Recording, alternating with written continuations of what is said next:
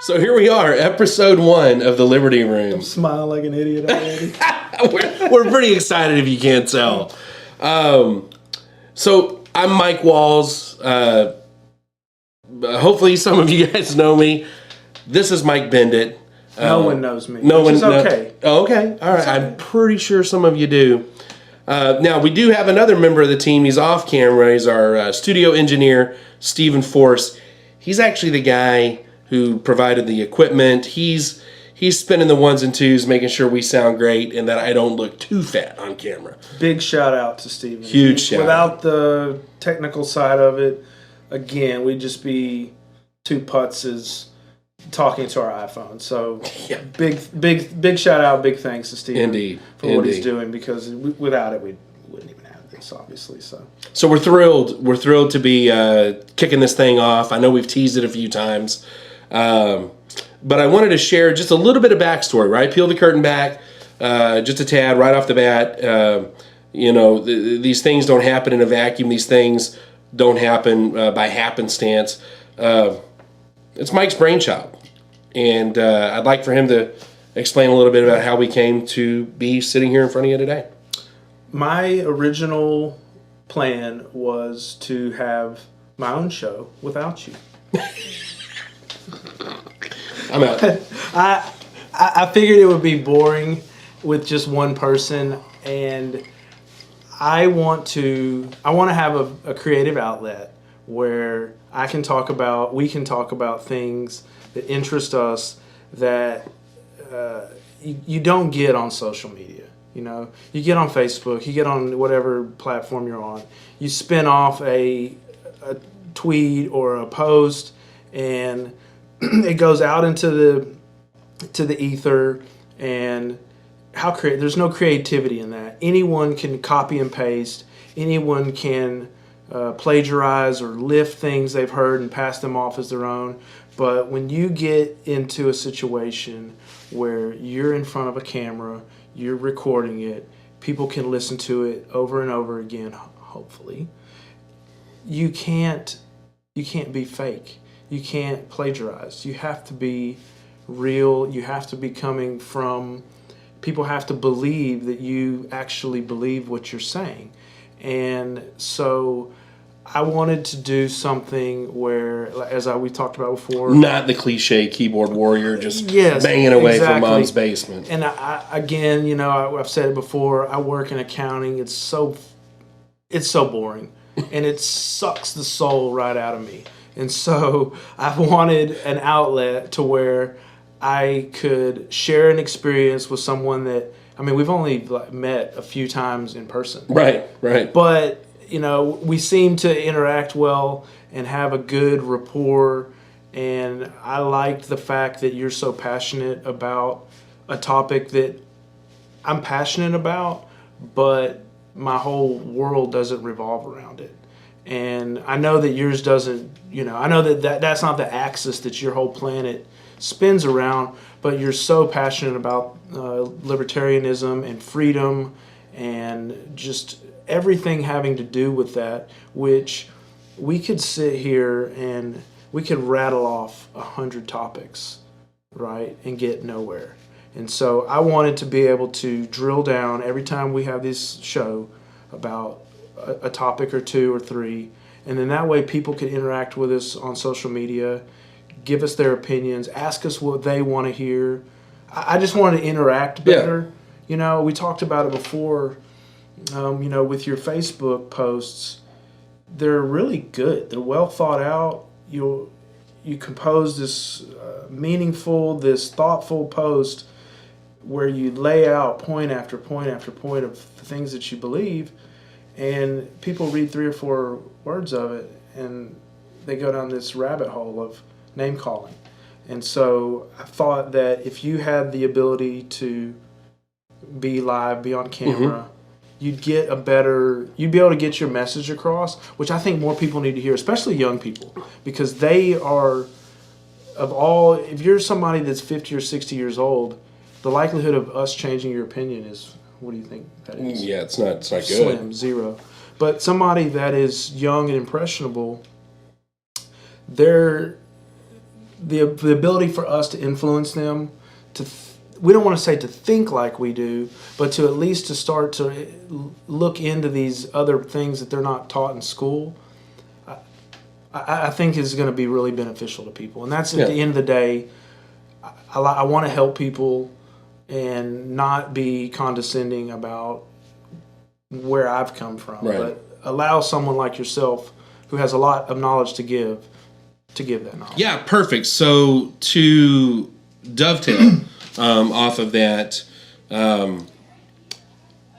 think it's important that we understand, the audience at least understands that we don't come up with these ideas in a vacuum, right? They don't just, dawn on us. There's some underlying I mean, I would like to think that some of my thoughts are divine. I'm sure you would. They do come to me from a vision, whether it's aliens or whatever. Yeah, it's alien. They bring it to me and say, hey, here you go, baby. That's what it is. There you go. It's divine. This is what happens when you start this early. No, but there's definitely some underlying philosophies. Sure, of course. You and I have talked before off camera that we've read a lot. We have, and quite frankly, this baseline of knowledge of this philosophy that we both kind of come from, it helps us in our daily lives, right? In my business, at work, with my family, when I watch the news. It's easy to make these decisions when you have a philosophy that you truly believe in. And I think that's, for me, the point of this endeavor is to share with other people, these philosophies of libertarianism, of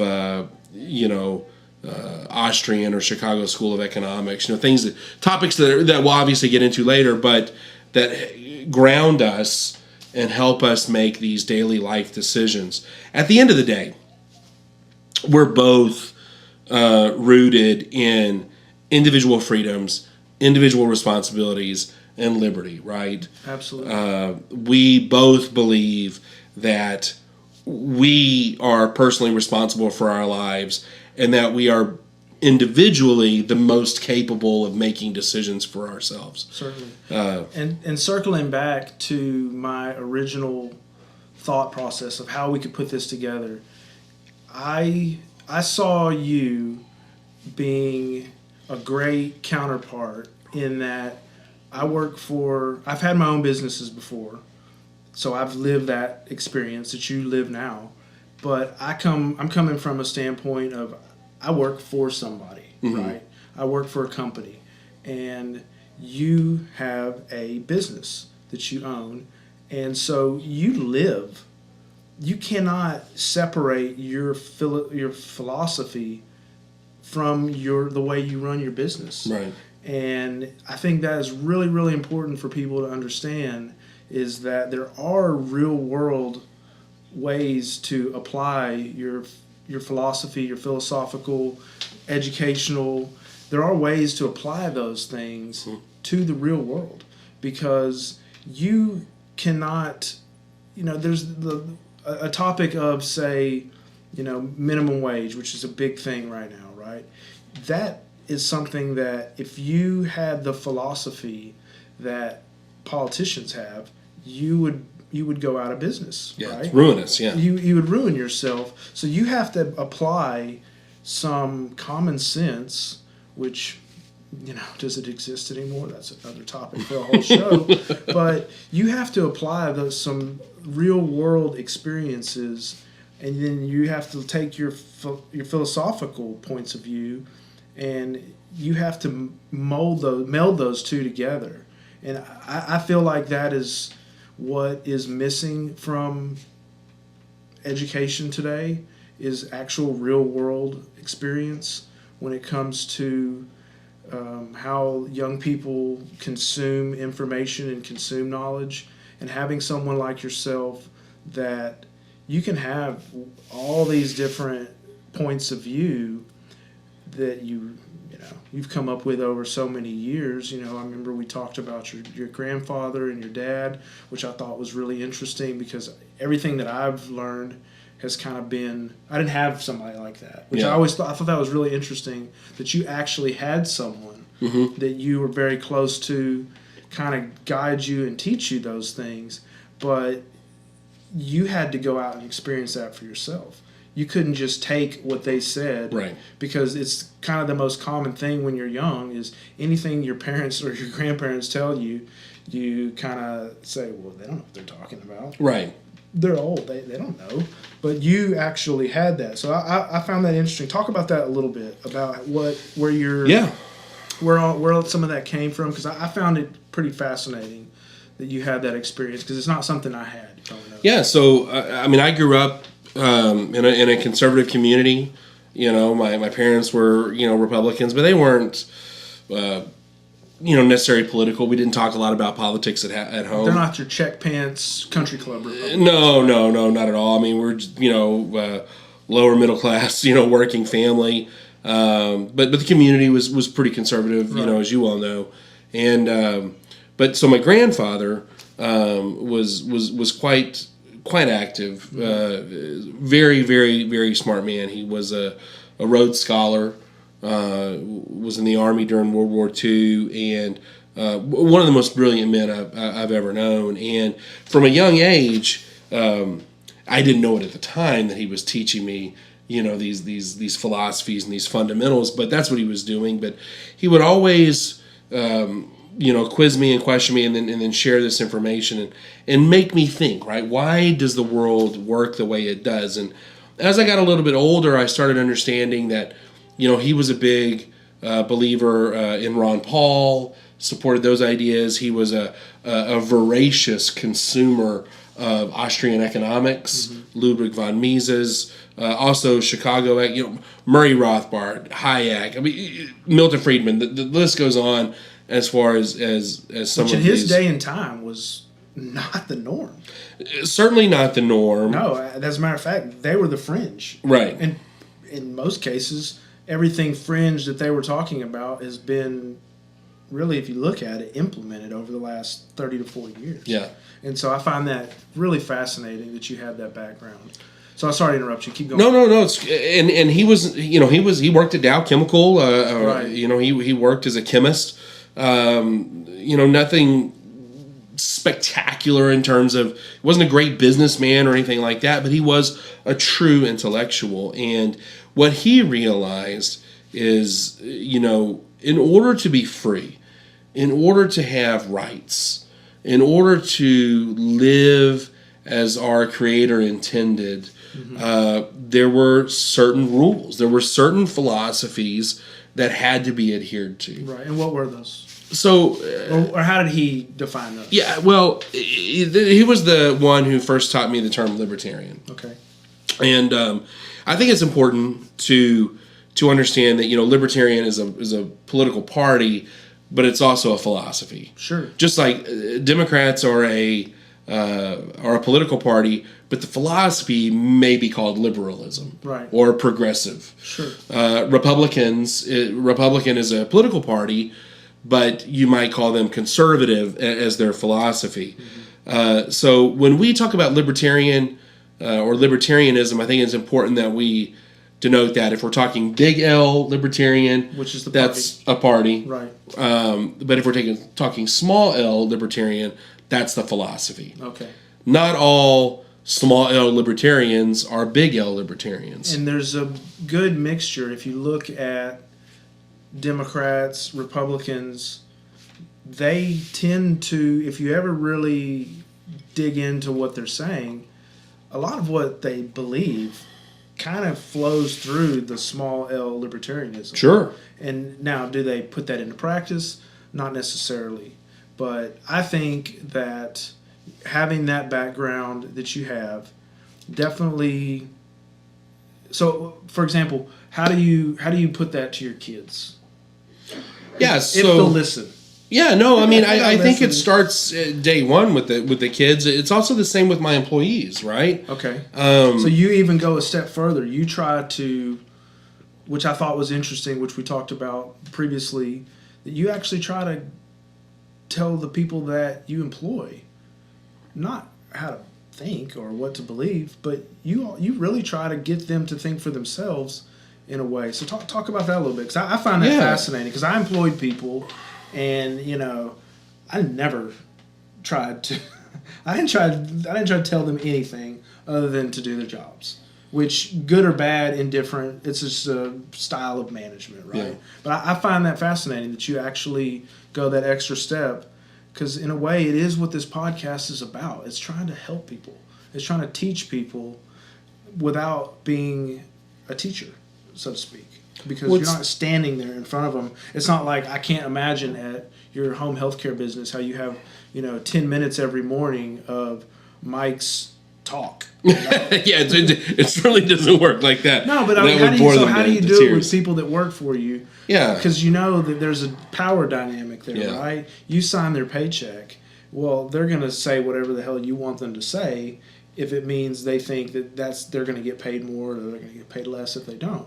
So how do you really get to that with the people that work for you? Because I find that fascinating. Yeah, I think it's less in what I say and more it's less about talking the talk, and it's about walking. So you lead by example. Yeah, exactly. And the same thing with the kids, right? So from day one, this is the world in which they've been raised in my household is ultimate freedom, right? Nothing is taboo in my house, right? We talk about drugs. We talk about gays, lesbians, transvestites, the abortion. Transgender. Yeah, excuse me. Transgender.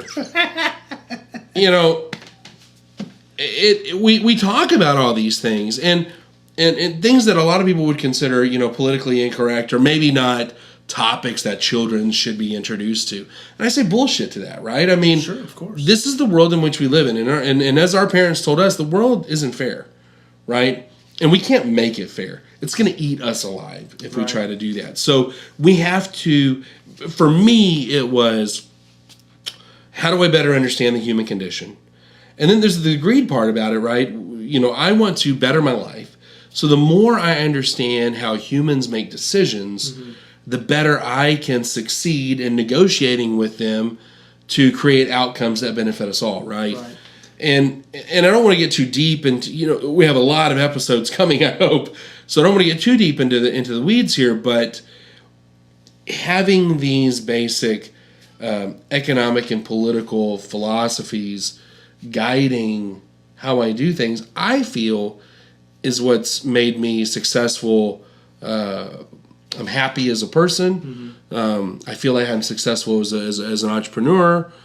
My children are fantastic. They're well-adjusted. They're high achievers. And I think a lot of that has to do with these philosophies that I hold dear. So, and that's another way that I hope that not to use the phrase trickle down, but the way that our show ends up affecting people, because a lot of our, hopefully, future listeners and current listeners, they have the same problems that we have, right? They have families, they have jobs, some of them own businesses, and they need, whether they realize it or not, even if it's just by osmosis, they need some of that guidance. And so to be able to have that perspective, I think it's very important, and it's one of the reasons why, again, kind of circling way back to the beginning of, why did you want to do this? Well, it's hard to just spill it out. And we're going to keep talking about why we wanted to do this. And I think it's going to be kind of a running theme of our show, is that what we boil it down to is, we want to help people be free. And everyone is going to define freedom maybe slightly differently, right? And we're not here to define freedom for everyone, but we're here to say these are the conditions that are best suited for freedom. And if you look, my perspective is, you take an arc of history, right? And you say, well, in all of history, of human recorded history, at what points was there political, personal, economic, and religious freedom. In what period of time did all of those, which I don't know what other facet of freedom there is. To me, those are kind of the big four. Like when at one point in history were all four of those things present? And it kind of goes back to what you're saying about the human condition.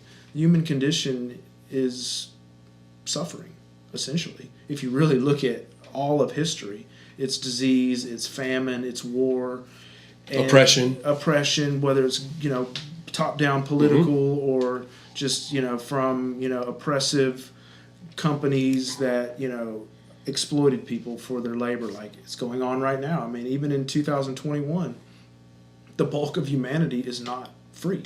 Right. So that's one of the things that I really want to talk about in a future show is, at what point in history have all four of those conditions of freedom existed? Yeah. And I think it's the exception and not the rule.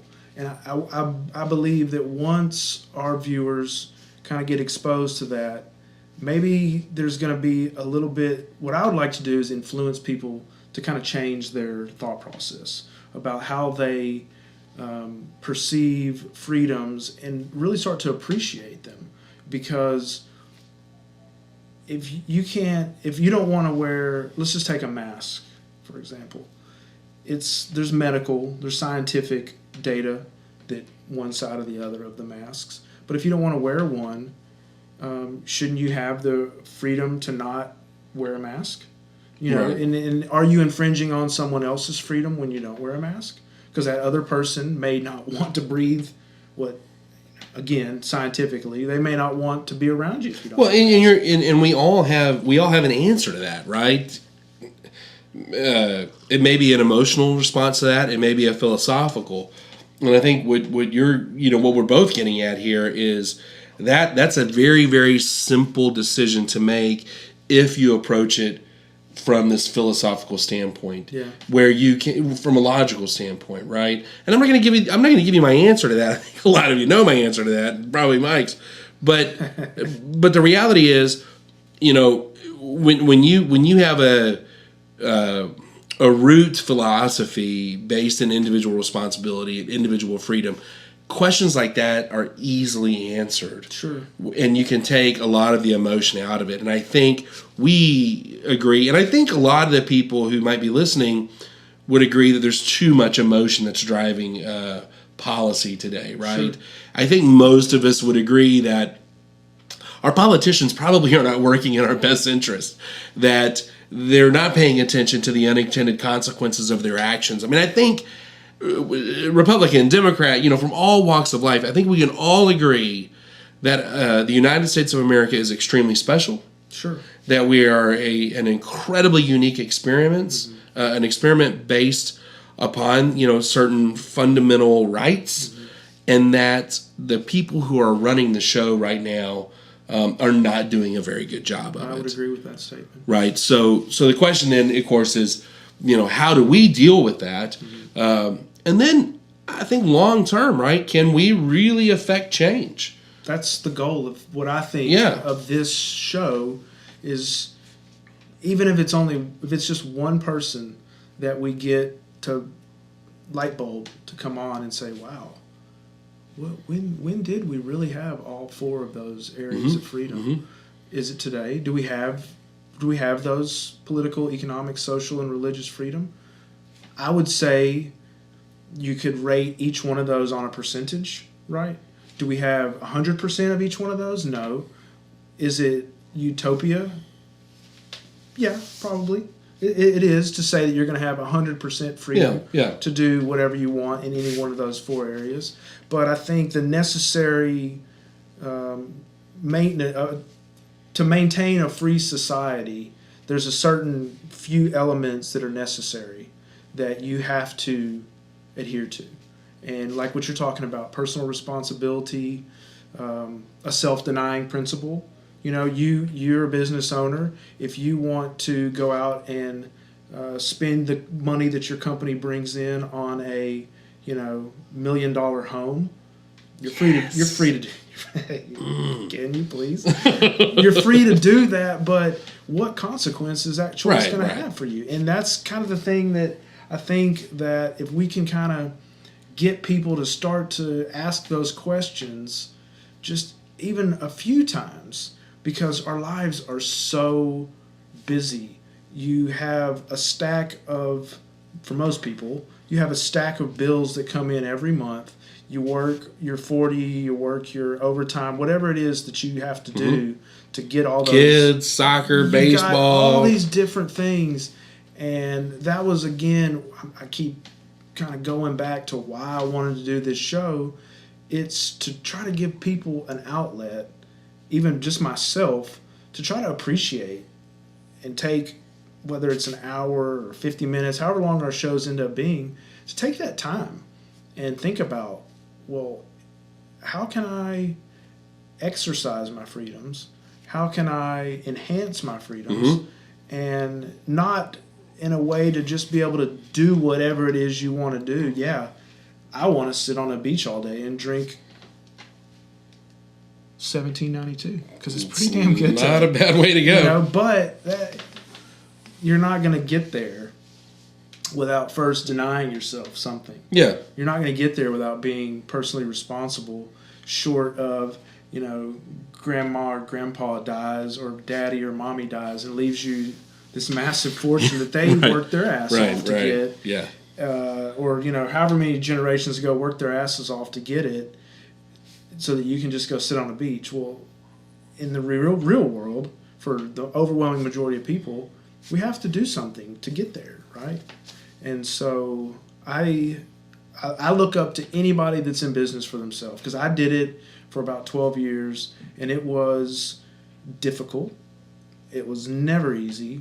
And anybody to me that does that, automatically they're just a little bit higher level than the person that, I'm not saying settles and goes and works for somebody, because I do it myself, so I'd be a hypocrite to say otherwise. But I do admire people that take that leap, because you're taking a chance. You're taking a huge risk. You're risking everything every single day. Well, it's a different side of the coin too, right? I mean, it's something, you know, I don't know, right, wrong, you know, better, worse, I don't think is really matters at the end of the day. But there certainly is. It certainly is a different perspective, right? I think we can agree with that, and I hope you guys agree. I mean, that's again episode 1, right? We're fleshing it out, we're feeling it out. We have a lot of topics, we have a lot of things that we want to discuss. We're going to get into philosophical discussions. We plan on having guests. Just so you know, we plan on this being a weekly podcast. We covet your questions, your ideas. Absolutely. This isn't just the Mike and Mike show here. You know, we have what? No. No, it is. Oh, this is the back it up. This is the Mike and Mike show. Let me just go ahead and. You're not that important, listener. Go ahead and Who the hell are you guys? So no, and to hit on what he's saying, it goes back to the whole social media, right? And the last 5 to 6 years of that, and how it is, in my opinion, it is a total, I don't even know if this is a word, de-evolution of human interaction. Yeah. I don't know if that's a real word or not. I just made it up. It's a great word. Ping for Mike. Mm-hmm.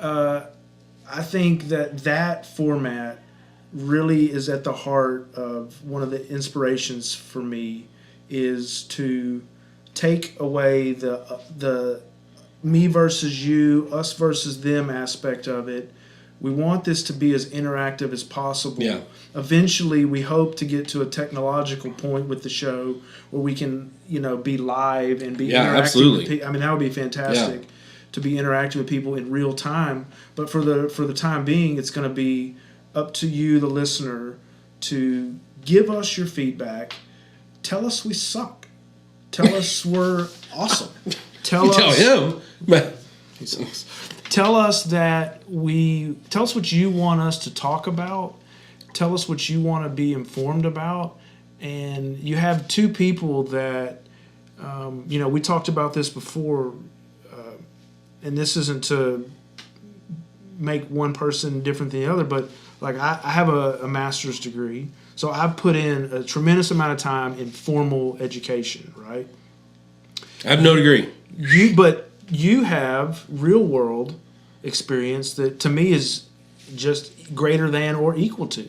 Then you can take anyone who has a tremendous amount of institutional education, and you're on equal footing, in my opinion, with that. No doubt about it. Anybody, you don't have to have some kind of formal education to have an informed opinion. You've done just as much or more of your own independent learning, right? And that's kind of what we want. That's what we want. Yeah, right? We want people to say, "Wow, what are they're talking about monetary policy? Well, let me go Google. Let me go find out about monetary policy." And then if you want to ask us questions, we want those questions. No doubt about it. I don't think we can. I don't think the ecosystem of what we're trying to create, could function without interaction. Do you? I don't. No, absolutely. I don't see how we can go forward without having people interact with us. And I think at the end of the day, it's not even this isn't even well, what does Mike think on that? I mean, who is Mike, right? But what we both have done, we've done a lot of studying of political science, of the economics, and I don't know. I just keep going back to this idea that my life is so much easier because of the philosophies that I've attached myself to, right? Because of the information, my ability to make decisions is immeasurably easier when you have certain fundamental principles that underline my way of thinking. So I think there's a lot of people out there. I hear, and it warms my heart when I hear it from people who maybe disagree with me politically. But that's what we want. But we don't just. But they come back and they say, but you made me think about this and maybe look at it in a different way. And look, neither one of us are up here saying that we're right, 100% of the time, or that our way is the best. But I think, we have an opportunity to have a really good discussion, and we want you to be a part of that. So please, once this is up and once this podcast is posted, vlog, I don't know, what do you want to call this? We're going to go with podcast, I guess, right? We're going to go with podcast, bro. Okay. This is a all right, podcast. the Mike and Mike Liberty Room podcast. Hell yeah. Stephen, our engineer. But yeah, please give us your take, give us your honest feedback. We're not professionals, never done this before. No. This bar is really kick-ass. The real. whiskey's pretty tasty as well. Whiskey is real. Would love to have you guys also be a part of this. We're going to have guests.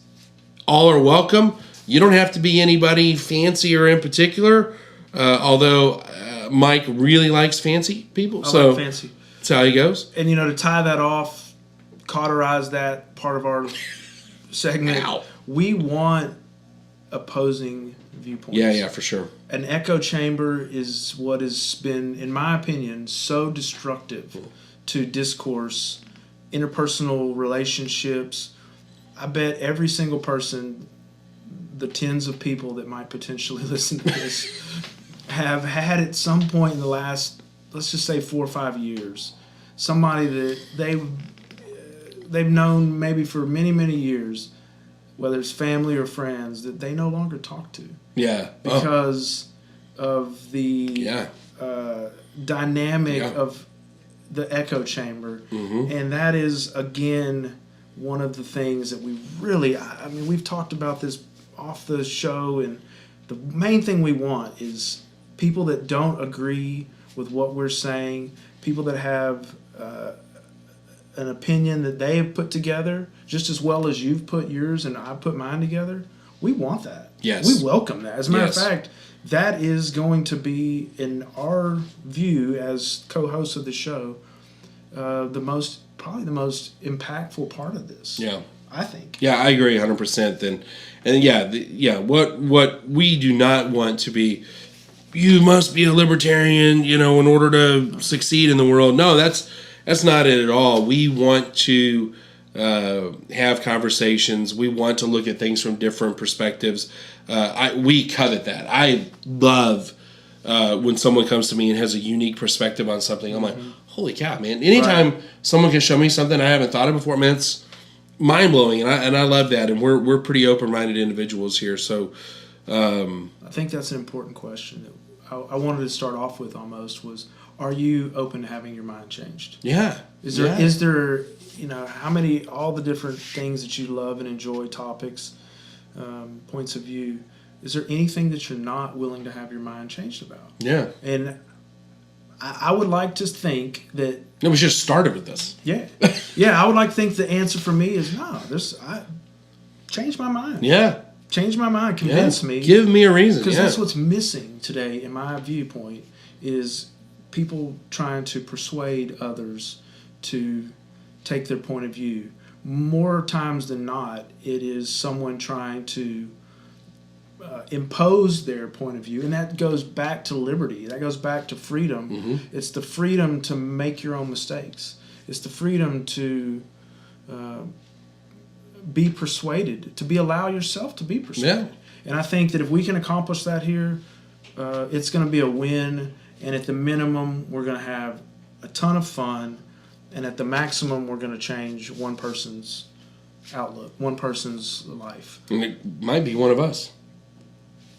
Yeah, whatever. Oh, look at this. Look at this. Anyway, cheers, my man.